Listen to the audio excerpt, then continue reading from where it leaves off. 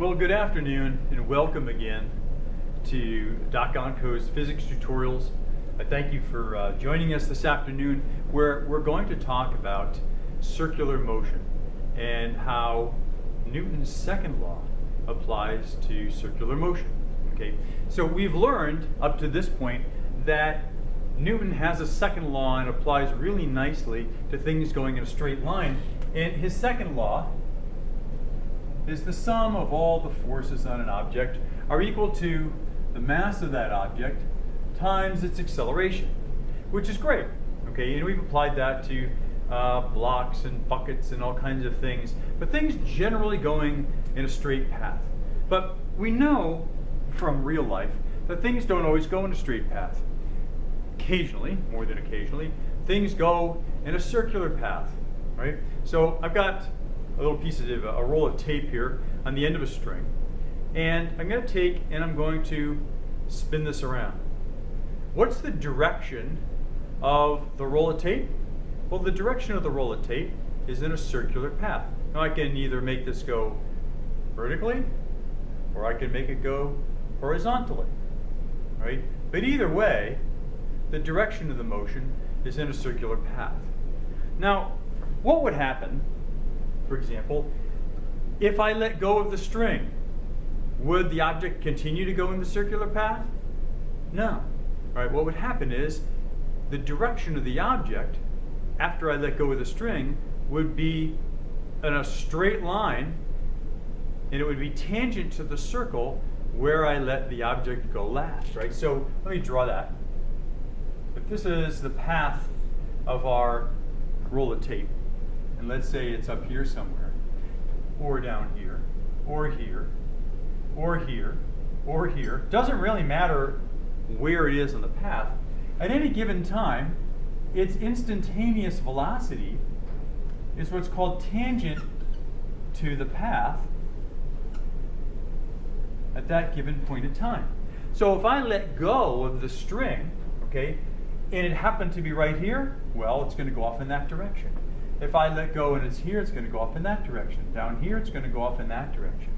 So the question is, what is keeping the roll of tape, or whatever it is, the object, on that path? A fine question. Well, look at the velocity vectors here, and velocity is a vector, right? What's changing about the velocity? Was the magnitude changing? No, because I tried to keep it the same. But what is changing is the direction of the velocity. Well, what do we know? What have we defined before that involves the change of velocity over time? Well, it's acceleration. Acceleration is equal to the change in velocity over some time.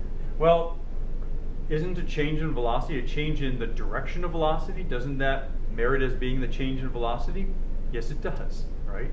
And so we have some acceleration that's going on that's causing the velocity vector to keep changing. And the question is, what's the direction of that acceleration? Well, as it turns out, the direction of that acceleration is towards the center of our circle in each and every case, right?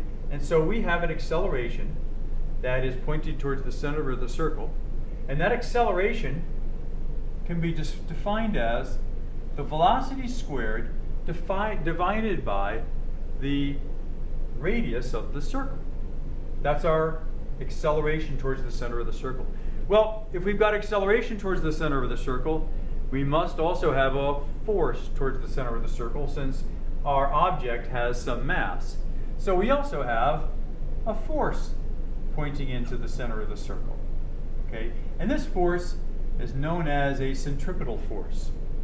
Now, there's really no such thing as a centripetal force. It's really just a placeholder or a name given to something that makes something go in the direction of a circular path, right? But these are all centripetal forces. Centripetal forces can be caused by a whole variety of things.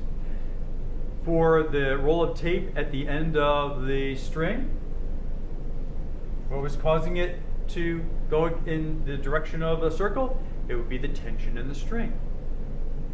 what are the things going in circular paths? Well, I can think of a few. I can think of a car, right? As you drive it around, a car goes in a circular path. And what causes a car to stay on the circular path? Well, some might say it might be the steering wheel, and you'd be partially right. But what actually causes a car to stay on a circular path is the friction of the tires against the road. Think about it. If you're driving in a circular path in the wintertime and all of a sudden you come upon an icy spot, what happens to the car? Does it continue to go in that circular path? Unfortunately, no, right? It goes in a straight path as soon as you hit that ice, right? And it goes in that straight path because you no longer have the friction between the tires and the road. So we have frictional force, right? And we have one other force, and there are a variety of forces that can cause things to stay on a circular path. We're going to study three. The third one would be the thing that causes a satellite to stay in orbit around the Earth, the thing that causes Earth to stay in orbit around the Sun, and that would be the force due to gravity. Okay, so those are the three things we're really going to look at when we think of things that are going in a circular path. So just as we had Newton's second law as it applied to things in a straight path, we also have Newton's second law as it applies to objects going in a circular or centripetal path.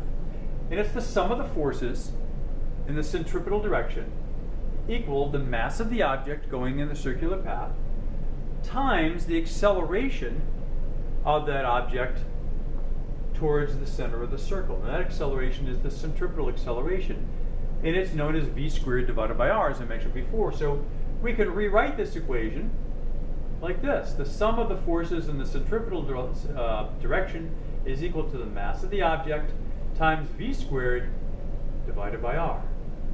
Now, the right side of the equation is great. We can use that. And this equation will be true for any object going in an entire circular path or even a part of a circular path, like at the bottom of a roller coaster. If the bottom of the roller coaster is a semicircle, then it has a radius, and this equation will apply as long as the object, the car that you're in, is in the semicircular portion of the track. Okay, so we need to replace this part of the equation with what's causing the object to go in the circular path. Well, we mentioned three different things that can cause an object to go in a circular direction. One would be tension, one would be the force due to friction, and one would be the force due to gravity. Well, tension is simply tension. Quite simple, right? Tension would equal mv squared divided by r, the tension in the string as I was rolling it around. Well, what's the force due to friction equal to? The force due to friction between the tires of a car and the road? Well, that's simply mu times the normal force of the tires against the road. Okay, so that's pretty basic. The most complicated one that we're going to run into is the force due to gravity. And the force due to gravity, the one that we're used to, is m times g, the mass of the object, times little g, which is the gravitational constant here at the surface of the Earth. But we're going to expand that a little bit, and we're going to give the general equation for the force due to gravity, which is big G, the universal constant for gravity, times the mass of one object, times the mass of a second object, divided by the distance between them squared.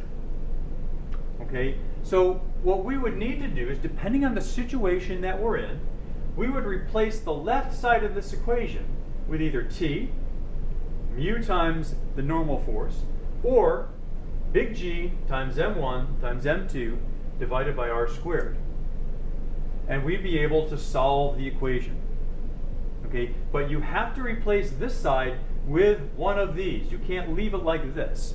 You have to determine what all of the forces are that are causing it to go in that circular path. Now, many times when we have something going in a circular path, it's just going to be one of these forces.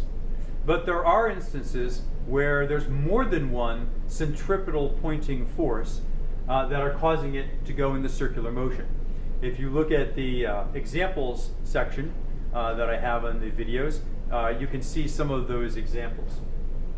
But right now I'm going to do one example of an object going in a circular path.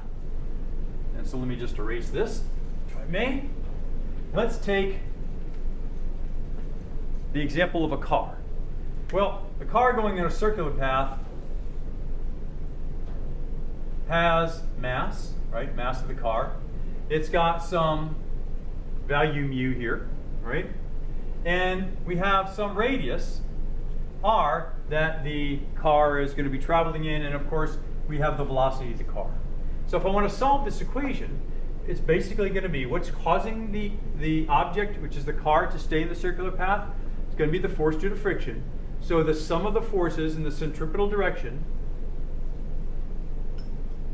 in this case, is going to be the force due to friction. So it's going to be mu times the normal force on the car, which is going to equal the mass of the car times the velocity of the car squared divided by r. Well, what's the normal force? Well, in this case, the normal force is simply going to equal the mass of the car times little g, all right? And that is going to equal mc v squared divided by r. Well, you notice that these cancel out, and what we end up with is mu times g is equal to v squared divided by r.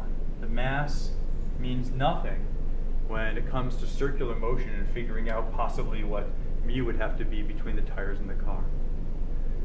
So this is a brief tutorial on how circular motion works. Okay, anytime something is going around in a circular path, it has to obey this law right here, Newton's second law for things going in a circular path. Your goal is to determine what is causing it to go in that circular path, which kind of force, and then replace the sum of the forces here with one of these, right, and set it equal to mv squared divided by r. Hope that helps.